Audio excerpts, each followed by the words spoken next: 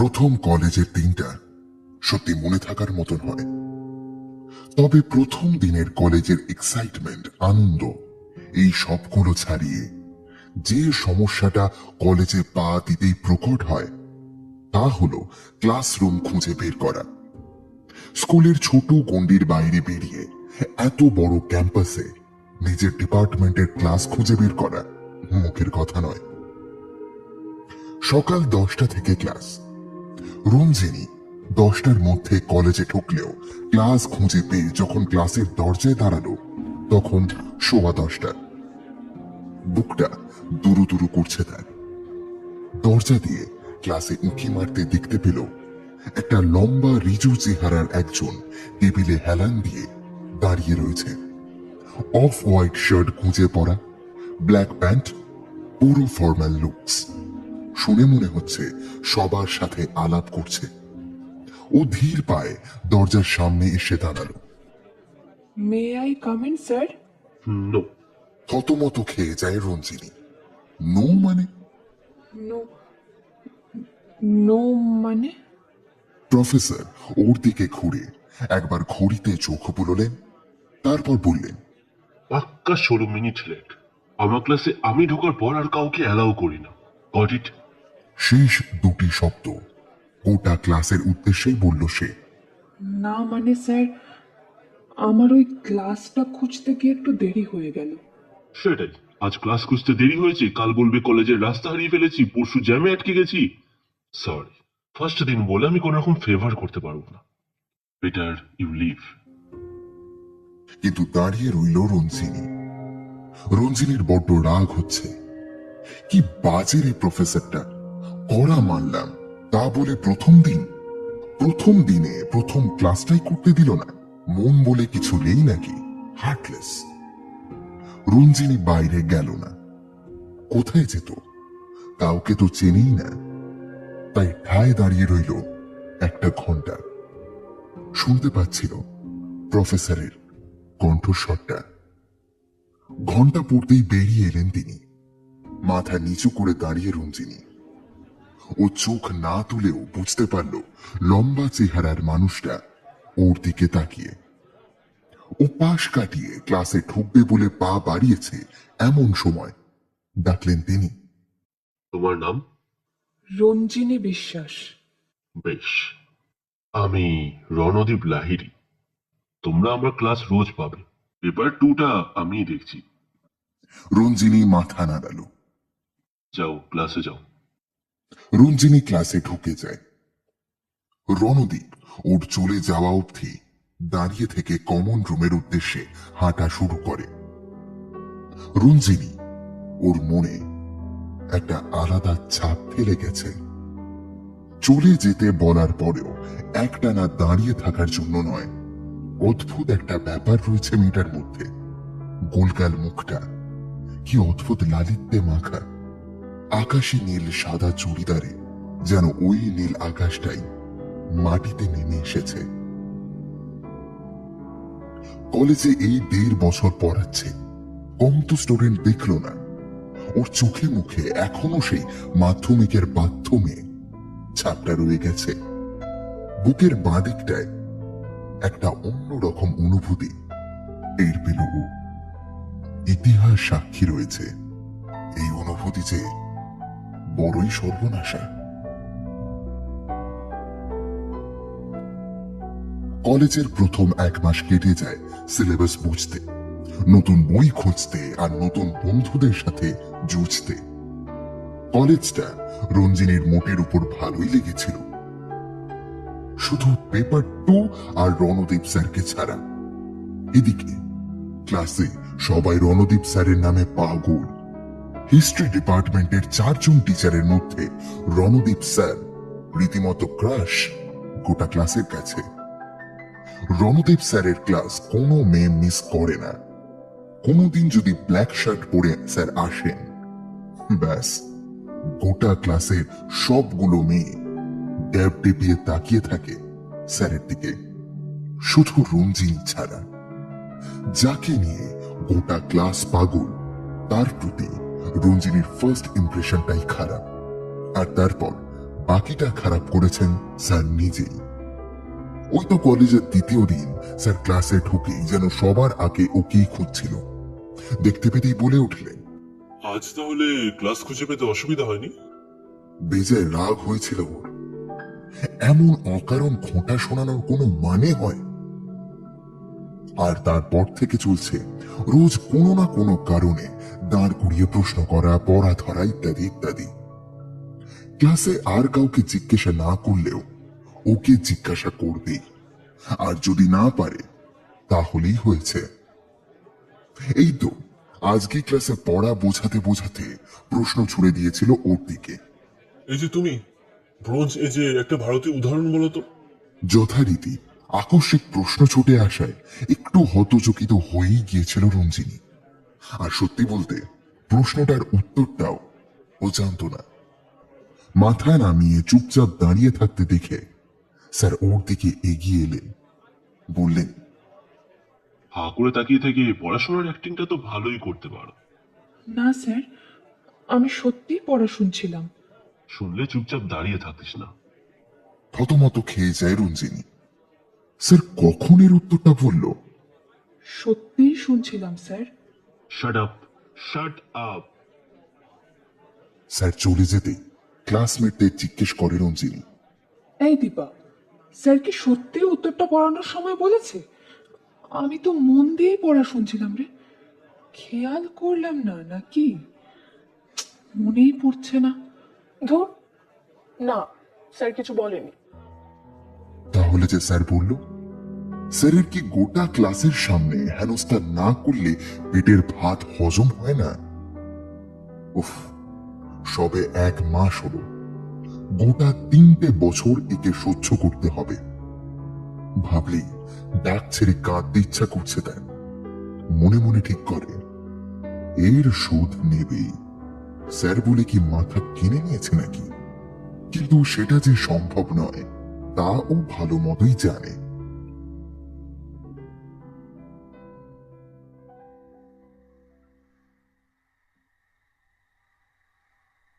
রণদীপের আঙুলটা তখন থেকেই রঞ্জিনীর নাম্বারের চারপাশ দিয়ে পাক খাচ্ছে। টিং করবে নাকি করবে না তা নিয়ে শুরু হয়েছে এক বিশাল দ্বন্দ্ব। এই 1 মাসে রণদীপ ভালোভাবেই বুঝেছে যে ওর সর্বনাশ হয়েছে ওই রঞ্জিনীর স্বচ্ছ ছেলের মতো চোখে ডুবে।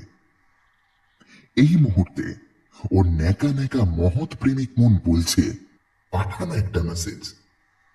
প্রফেসর সত্তা চোখ পাকিয়ে বলছে, ভুলে যাস না তুই একজন প্রফেসর, ও কিন্তু তোর স্টুডেন্ট, ব্যাপারটা কিন্তু ভালো দেখায় না। কি জ্বালা! প্রেমিক সত্তা জুলু জুলু চোখে চেয়ে রয়েছে, আর প্রফেসর সত্তা কটমট করে। শেষমেশ প্রেমিক মনটাকে দেখে মনটা ভিজল, তাই চ্যাট বক্সটা খুলে একটা পিং করেই দিল রণদীপ, তবে প্রফেসরই ঢঙে। কি রে, সকালে যে প্রশ্নটা করলাম তার উত্তর পেলি? রাত 10:30। ডিনারটা সেরে সবে ফোন নিয়ে বসেছে রঞ্জিনী। বন্ধুদের গ্রুপে পরের দিনের প্ল্যানিং চলছে। চলছে গালাগালি, গুলতানি। তার মধ্যে হঠাৎ একটা টিং করে আওয়াজ। নোটিফিকেশন জানাচ্ছে একটা মেসেজ এসেছে। ভ্রুতে ভাঁজ পড়ল, আর মেসেজটা সিন করতে মুডটাও গেল খিঁচড়ে। উত্তর দিল, হ্যাঁ, কি বলতো? Indus valley civilisation. সেই তো গুগল দেখি উত্তরটা দিলি। প্রত্যেককে কিছু না কিছু দেখে জ্ঞান অর্জন করতে হয় স্যার, হয় বই নয় গুগল। মন দিয়ে ক্লাস করে মাথা খাটিয়েও জানা যায়, অবশ্য মাথা খাটানোর মতো গ্রে ম্যাটারটা থাকলে। আমি মন দিয়েই ক্লাস করি। হ্যাঁ, তার নমুনা তো দেখতেই পেলাম। সিন করে রেখে দিয়েছে দেখে রণদীপ টের পেল পেটের ভিতরটা কেমন যেন করছে। ইস, আর কি বলা যায়, আর কি বলবে? ভাবতে ভাবতে পাঠিয়ে দিল পরের মেসেজ। এখনো অন আছিস? এরপর দেরি করে ঘুমাবি, সকালে উঠতে আবার দেরি হয়ে যাবে, কালকে সকাল 10টা ক্লাসটা আবার মিস করবি, তারপর আবার দাঁড়িয়ে থাকবি ক্লাসের বাইরে। রণদীপ এই প্রথমবার বুঝল আসলেই আমাদের এই বয়স বেড়ে যাওয়া বা বড় হওয়াটা একটা খোলস। আসলে আমরা বড় হই না, আমাদের মধ্যে সেই 13 বছরের কিশোরটা 18 বছরের যুবকটা রয়েই যায়। সেই সত্য সত্য যৌবনে পা দেওয়ার সময় প্রথম প্রেমের অনুভূতি বুঝতে পারা ছেলে মানুষের আনন্দটা শুধু কোনো একটা বয়সে আটকে থাকে না। বয়স বাড়লেও সেই অনুভূতিগুলোর বদল হয় না। যদি হতো তবে আজ এই 28 বছর বয়সে এসে নিজের থেকে 10 বছরের ছোট মেয়েটির প্রেমে নির্লজ্জের মতো পড়তো না সে। আর আজ ক্লাসে ঢুকে মেয়েটিকে না দেখতে পেয়ে এমন ছটফটও করতো না। এই 3 মাসে অনেক বুঝিয়েছে রণদীপ নিজেকে, এটা ঠিক হচ্ছে না। মেয়েটা ছোট ওর থেকে, সর্বোপরি ও তো টিচার। সাথে সাথে মনো পাল্টা যুক্তি দেখিয়েছে। এর আগে কোনো টিচার স্টুডেন্টের সাথে প্রেম করেনি নাকি 10 বছরের গ্যাপে কারোর রিলেশন হয়নি? প্রেমে আবার বয়স হয় নাকি? পারিনি নিজেকে আটকাতে। অবশ্য প্রেম জিনিসটা কবে বা মানুষের হাতে ছিল? কবি সত্যি বলেছেন, প্রেমের ফাঁদ পাতা ভুবনে, ওই ফাঁদে পড়ি কাঁদার দশা।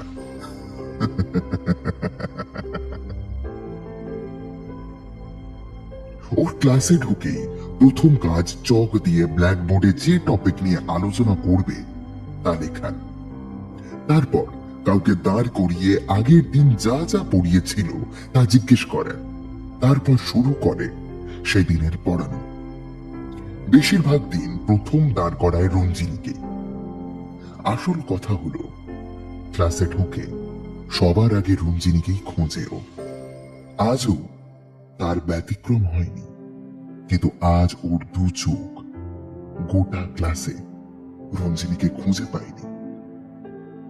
পাবে কি করে? আজ রঞ্জিনী আসেনি।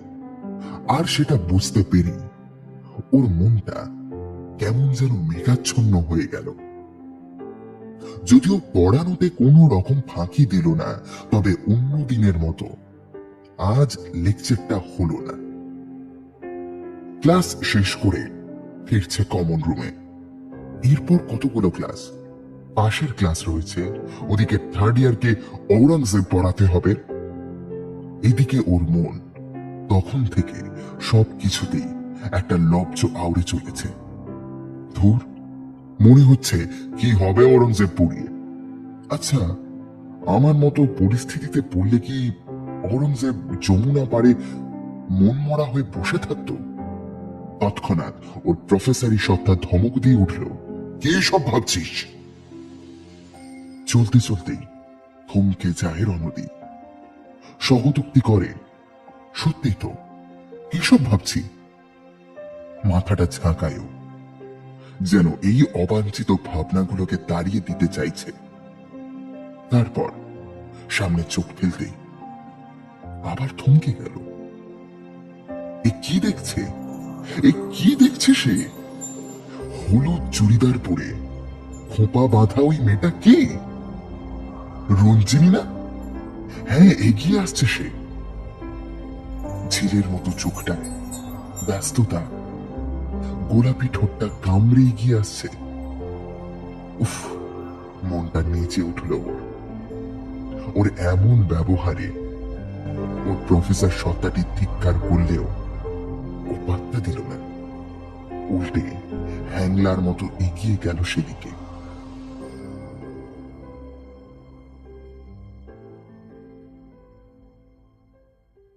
রঞ্জিনীর মনে অদ্ভুত একটা ব্যাপার হচ্ছে। ব্যাপারটা খুব অদ্ভুত, মানে কেমন একটা নরম তুলোর মতো কিছু যেন ভেসে বেড়াচ্ছে মন জুড়ে। পাশ থেকে দীপা বলল, আরে প্রিয় স্টুডেন্ট বলে কথা, ব্যাপার স্যাপারই আলাদা। তোর জন্য স্যার নিজের রুলস বদলে দিল। গোটা ডিপার্টমেন্টে রণদীপ স্যারের প্রিয় স্টুডেন্ট বলে রঞ্জিনীর বদনাম হয়েছে। অ্যাটলিস্ট রঞ্জিনীর কাছে ওটা বদনাম। অন্যদিন বন্ধুদের মুখে ওটা শুনলেই খোঁজে যেত ও, কিন্তু আজ যেন শুনতেও পেল না। ওর মাথায় একটাই প্রশ্ন ঘুরছে, কেসটা কি হলো? গতকাল রঞ্জিনীর প্রথম ক্লাসটা মিস যায়। সেকেন্ড ক্লাসের জন্য যখন নিজের ডিপার্টমেন্টের দিকে যাচ্ছিল, তখন রাস্তায় দেখা রণদীপ স্যারের সাথে। রণদীপ নিজেই ওর সামনে যায়। কি রে, ফার্স্ট ক্লাসে আসলি না যে? রঞ্জিনী কোনো রকম ভনিতা না করে বলেছিল, আজ কলেজে ঢুকতে একটু দেরি হয়ে গেছিল, তবে আমি চলে যেতেই পারতাম, কিন্তু কলেজ গেটে যখন নামি তখন 9:58 বাজে। ক্লাসে যেতে পাক্কা 7 মিনিট লাগবে, আর আপনি তো ততক্ষণে চলে যাবেন, আবার ঢুকতে দেবেন না। তাই আমি আর নিজে থেকেই গেলাম না। সকাল সকাল না একদম কথা শুনতে ইচ্ছে করলো না স্যার। আর আজ স্যার ক্লাসে ঢুকেই সবার আগে বললেন, আচ্ছা শোনো, আজ থেকে তোমরা যদি 5 মিনিট লেটও করো তবুও ক্লাসে ঢুকতে পারবে, তবে 10:15 পর কেউ এলে আর তাকে ঢুকতে দেওয়া হবে না। আসলে আমি চাই না আমার কড়াকড়ির জন্য তোমাদের ক্লাসটা মিস হোক, আর তোমাদের অ্যাটেন্ডেন্সও কমছে আর পড়াটাও পিছিয়ে পড়ছে।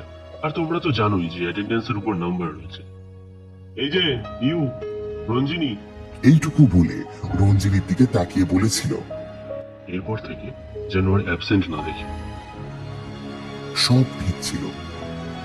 রঞ্জিনী স্যারের মুখের দিকেই তাকিয়েছিল।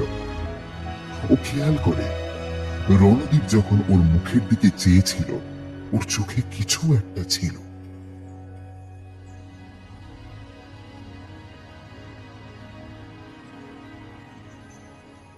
এই জানিস, আমার না মনে হয় স্যার তোর প্রেমে পড়েছে। এই কি বাজে বকছিস? আহা, তুই নিজেই ভেবে দেখ না, স্যার তোকে ক্যাফেতে যেতে বললো কেন? একটা খাতারই তো ব্যাপার, বেরোনোর আগে দিয়ে যাওয়ার কথাও তো বলতে পারতো। কোথায়, আমাদের তো কখনো ডাকেনি। কথাটা যে ও নিজেও ভাবেনি তা নয়, আর যে ঘটনাটা ঘটেছে সেটাও খুব অদ্ভুত। 5টা মাস কেটে গিয়েছে চোখের নিমেষে। সামনের মাসে সেমিস্টার, আর এই সময়টায় শুরু হয় যত রাজ্যের ইন্টারনাল অ্যাসাইনমেন্টের অত্যাচার। গত সপ্তাহে রণদ্বীপে নেওয়া ইন্টারনালের খাতা আজ হাতে পায় ওরা। ও পেয়েছে 12। প্রথমেই মুখটা খুব খারাপ হয়। খুব ভালো প্রিপারেশন নিয়ে এসেছিল সে, তবুও নাম্বার কম। এদিকে সবাই 15, 16, 18। ক্লাস শেষ হবার পর মন মরা হয়ে খাতাটা উল্টে পাল্টে দেখতে গিয়ে চোখে পড়ল আসল গেরো। নম্বর ঠিকঠাকই পেয়েছে ও, কিন্তু সব প্রশ্নের নাম্বার অ্যাড করা হয়নি। প্রচন্ড রাগ হয় ওর। ক্লাসে আরো কয়েকজনকে ব্যাপারটা বলল, দেখলো কারোর সাথেই এমনটা হয়নি। তবে কি এটা ইন্টেনশনালি করা? ব্যাস হর্ন হনিয়ে ছুটল কমন রুমে। পারমিশন নিয়ে কমন রুমে ঢুকে রণদ্বীপের চেয়ারের পাশে গিয়ে দাঁড়ালো। এসব কি স্যার? যতটা সম্ভব গলাটা নামানো যায় ততটাই নামিয়ে কথাটা বলল, তবে এমন ভাবেই বলল যাতে ওর কথার উষ্ণতা রণদ্বীপ বুঝতে পারে। কি হয়েছে? আপনি সব নম্বর যোগ করেননি, ভালো করে দেখুন। রণদ্বীপ অবাক চোখে ওর দিকে তাকায়। তার পরক্ষণেই খাতাটা হাতে ধরার জন্য হাতটা বাড়িয়েও দিল না, হাত গুটিয়ে নিল। আচ্ছা এক কাজ কর, বিকেলে কলেজের পর আমি ওই উল্টো ফুটের ক্যাফেটায় যাই, তুই আসিস ওখানে, দেখে নেব। এখন তো দেখতেই পাচ্ছিস সামনে কত খাতা অলরেডি। ওকে? সামনে ছড়ানো খাতাগুলোকে দেখিয়ে বলল সে। রঞ্জিনী কথা বাড়ায় না। তখন বেরিয়ে এলেও খচখচানি রয়ে যায়। সত্যি তো, ক্যাফেতে কেন?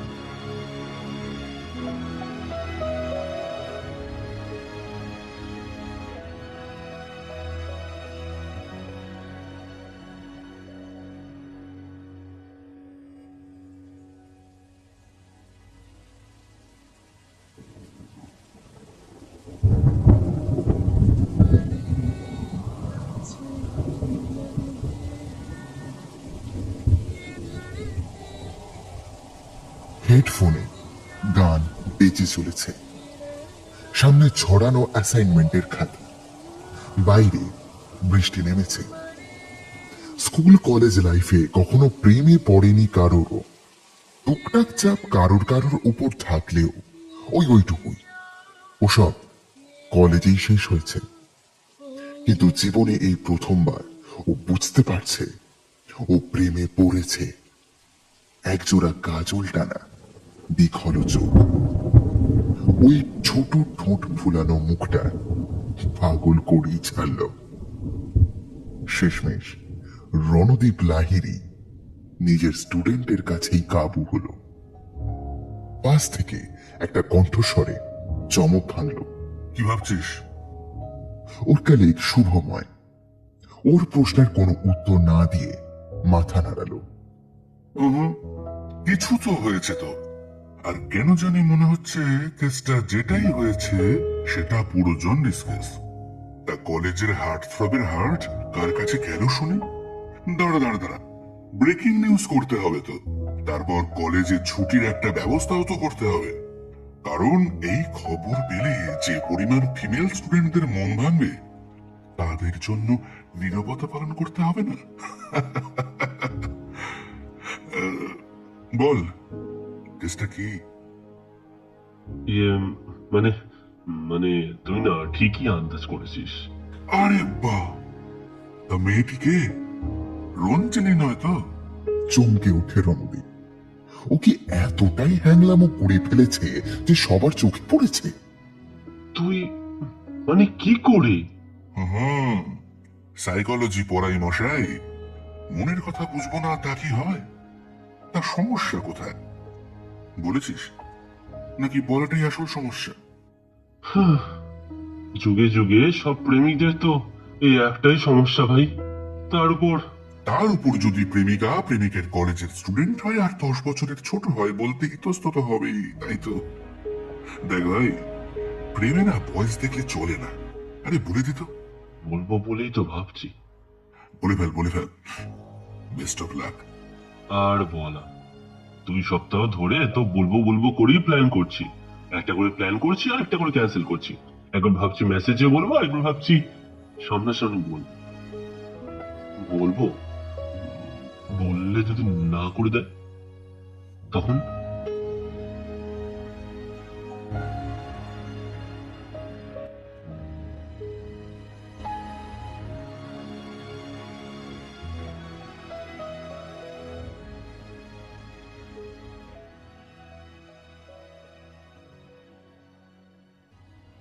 আমি শহর জুড়ে নেশাতুর সুরে আজ খুঁজেছি তোমার। তুমি ক্যাফেতে লো ভলিউমে গানটা বেজে চলেছে, আর রণদীপ আপাতত এই দোনোমনোতেই 2টো কোল্ড কফি অর্ডার দিয়ে দিল। একজনকে 2টো কফি অর্ডার দিতে দেখে ড্যাপড্যাপিয়ে তাকাতে গেল ওয়েটার। সেদিকে হুঁশ নেই। টেবিলে বসে হাত কচলাচ্ছে রণদীপ, পেট গুড়গুড় করছে ও। কথাটা ও নিজে কিভাবে বলবে? কাঁচের দরজা ঠেলে ঢুকলো রঞ্জিনী। বুকটা ওর দুরু করছে, মনে মনে সেই একটাই প্রশ্ন ঘুরছে। বাইরে দীপাকে দাঁড় করিয়ে রেখে এসেছে। ঢুকে রণদীপকে দেখতে পেয়ে ও টেবিলের কাছে গিয়ে দাঁড়ালো। বসো। রণদীপ সামনের চেয়ারটা দেখিয়ে বলল।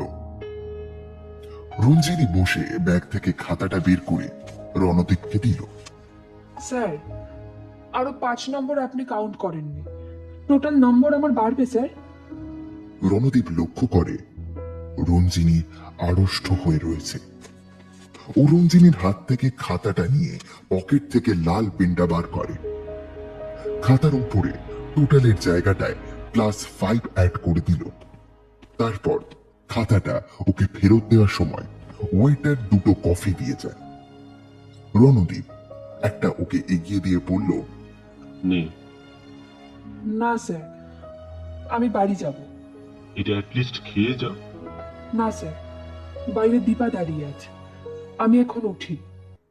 বলেই উঠে দাঁড়ায় ও। ঘুরে এগোতে গিয়েও থেমে গেল।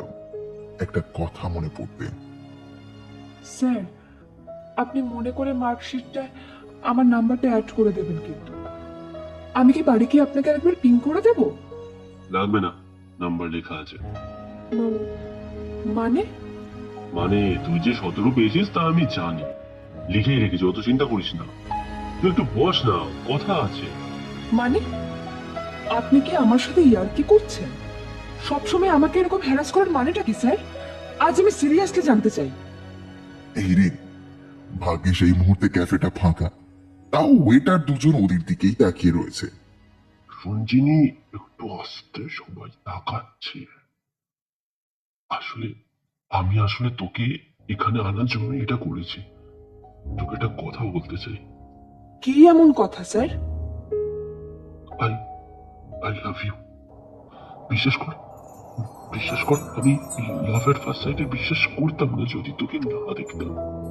এতগুলো মাস শুধু কথাটা মনের মধ্যে পুষে রেখেছি, কিন্তু আজকে আমি আর পারলাম না, আর পারছিলাম না। সত্যি বলছি, আমি তোকে সত্যিই ভালোবেসে ফেলেছি। বিশ্বাস কর, আমি তোকে সত্যিই ভালোবেসে ফেলেছি। ওই শশাঙ্ক আর ঔরঙ্গজেবের দিব্যি আমি তোকে চাই, আমি তোকে চাই। থ হয়ে দাঁড়িয়ে রইল রঞ্জিনী। এ কি কাণ্ড! সব বন্ধ, এ ব্রহ্মাণ্ড সব কাঁপছে কেন চারপাশে? রঞ্জিনী টের পেল ওর বুকটাও কাঁপছে। কি বলল রণদীপ স্যার? আর এক মুহূর্ত নয়, পিছন ফিরে এক দৌড়ে বেরিয়ে গেল রঞ্জিনী। পড়ে রইল দুটো কোল্ড কফি আর রণদীপ।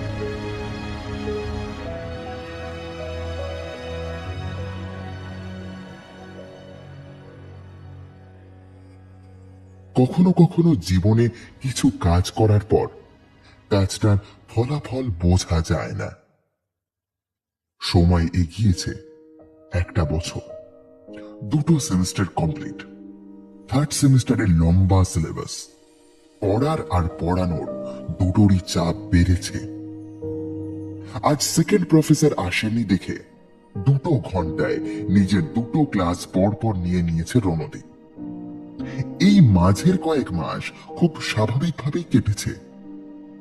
ওই দিনের পর রণদীপ আর কোনো হঠকারিতা করেনি, কিন্তু সবকিছুরই তো একটা ফলাফল জানতে চায় মানুষ। ও নিজেও জানতে চায় ওর উত্তরটা। রোজ ক্লাসে ঢুকে রঞ্জিনীকে দেখলেই এই কথাগুলো মনে পড়ে তার। ঘড়িতে এখন 5টা বাজে। দিনের শেষের ক্লাস করার পর স্টুডেন্টরা যেমন ক্লান্ত থাকে, প্রফেসররা তার উপর 2 ঘন্টার ক্লাস, আরো বেশি ক্লান্তি ঘিরে ধরেছে। কমন রুম থেকে নিজের ব্যাগটা নিয়ে সে কফি শপটায় ঢুকলো ও। আজও ঢিমে সুরে বাজছে একটা গান। কফি অর্ডার দিয়ে ফোনটা খুলে বসলো ও। কিছুক্ষণ পর ওয়েটার এসে একটা কফি দিয়ে যায়। কফিটায় চুমুক দিতে যাবে, থমকে যায়। কফিটার উপর লেখা ইয়েস। পাশে 3টে লাভ ক্রিম দিয়ে লেখা। কেমন একটা খটকা লাগে রণদীপের। মাথাটা তুলে ওয়েটার দিকে আবার ডাকে। এটা কি? কেন স্যার? আই মিন, আমাদের এখানে তো কফির উপর ডিজাইন করিয়ে দেওয়া হয় স্যার। সে জানি, কিন্তু এরকম তো থাকে না। মানে একজন এগিয়ে এলো। রণদীপ তাকে চেনে। এই তো এই ক্যাফের মালিক। এর আরো একটা পরিচয় আছে। কিরকম একটা দাদা হয় জানি রঞ্জিনীর। আসলে আমার বোন এটা করেছে। ও দেখুন দেখুন দেখুন পালালো, ওর কথা বলতে এলাম বলে। রণদীপ দরজার দিকে তাকাতে ও নিজে তড়াক করে চেয়ার ছেড়ে উঠে দাঁড়ালো। রঞ্জিনী! ও ছুটে বাইরে যায়। এই দাঁড়া, এটার মানে কি রঞ্জিনী? রঞ্জিনীর হাত টেনে ধরেছে। কেন? তোমার উত্তরটা দেওয়া উচিত হয়নি বুঝি? সত্যি তুই? বলছিলাম কলেজটা কিন্তু সামনে। হাতটা ছেড়ে সরে দাঁড়ায় রণদীপ। তা দেখে হেসে রঞ্জিনী বলে, এই যে স্যার, এবার ক্যাফেটা একটু বদলান, তাহলে আমিও আপনার সাথে একটু কোল্ড কফি খেতে পারি। এর মধ্যে হাত দেখিয়ে টোটো থামিয়েছে। দাদা কথাটা বলে উঠে বসে তাদের। চলুন, কালীবাড়ি রোড। রণদীপকে পিছনে ফেলে এগিয়ে যায় ও। মনের মধ্যে ভেসে উঠতে থাকে বিগত 1.5 বছরের ঘটনা পরম্পরা। সেই প্রথম দিন ক্লাসের দরজার সামনে দাঁড়িয়ে যখন ওই মানুষটাকে দেখেছিল, সেদিনই বুকে একটা ধাক্কা টেপেছিল। গোটা ক্লাসে সবাই যেখানে তার অ্যাটেনশনের জন্য হাপিত্তেশ করত, সেখানে ফকুটে নিজে তার থেকে অ্যাটেনশন পেতে ভালোই লাগতো বই কি। একটা সময়ের পর একটা অদ্ভুত অধিকার বোধ কাজ করত মনের মধ্যে। রণদীপ যা কিছু বলুক তা সবটাই যেন অলিখিত অধিকারের মধ্যেই পড়ত। আর রণদীপের উপর রাগ দেখানোটাও যেন ওর অধিকারই ছিল। তবে যেন মনে মনে রণদীপ স্যারটা শুধু রণদীপ হয়ে গেল বুঝতেও পারেনি। চায়নি, বুঝলো সেদিন। তবু এতদিন পর উত্তর দিল রণদীপকে। রণদীপকে তো কবেই উত্তর দিতে চেয়েছিল, তবে এই মাঝের সময়টুকু ছিল শাস্তি ওই অকারণ হেনস্থাগুলোর। বলেছিল না, শোধ নেবই। নিজের মনে হেসে উঠল। অপরদিকে রণদীপ ফিরে এসে কফিটার উপর লেখাটার দিকে চেয়ে রয়েছে। এসব সত্যি? রঞ্জিনী সত্যি?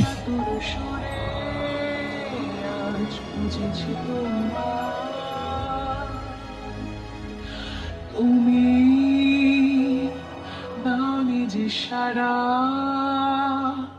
মন দিশে হারা, আজ তোমারই ঠিকানা।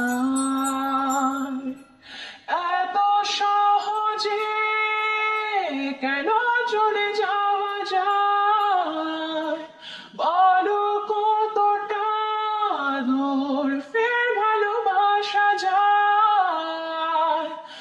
অনুভবে তোমারই আবেশ, কিছু গল্পের এই কাছে পাওয়া বেশে, অন্য ঘর বেঁধে তারা যে হয়নি শেষ। অনুভবে তোমারই আবেশ, অনুভবে তোমার আবেশ। শুনছি